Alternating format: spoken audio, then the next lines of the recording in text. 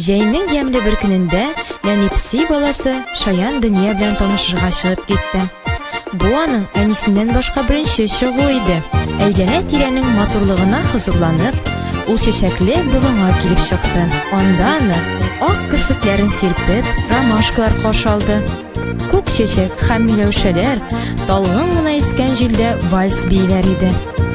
Кыңгырау чәчәкләр гүя зин-зин, монда килсен дип шаянны чакырдылар.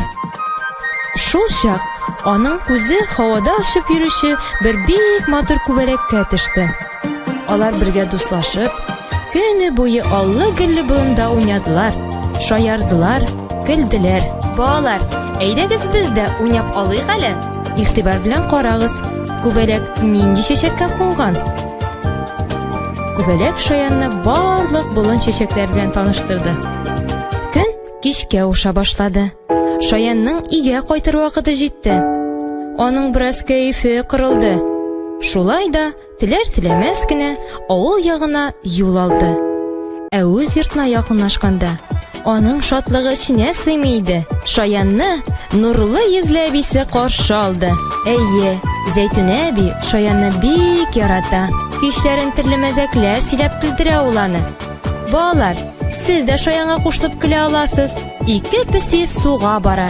Кентә чиләк асып, ике тышкан кала капка төбенә басып. Быел җәй кыры килде. Яңгырлар бик сирәк яуды. Зәйтүнә әби бер төркем бала-чаганы чакырып, борынгыдан калган яңгыр теләү йоласын үткәргә булды. Эй, күңелле дә булды соң. Балалар таудан йомырка тәгәрәттеләр. Ботка белән суяндылар. Чишмә суыны чәй кайнатып эчеп, су сибешеп уйнадылар. Бергәләп яңгыр чакырдылар. Зәйтүнә әбидән шаян күп әйберләр ишетеп белде. Уеннар аша туган як табигатен,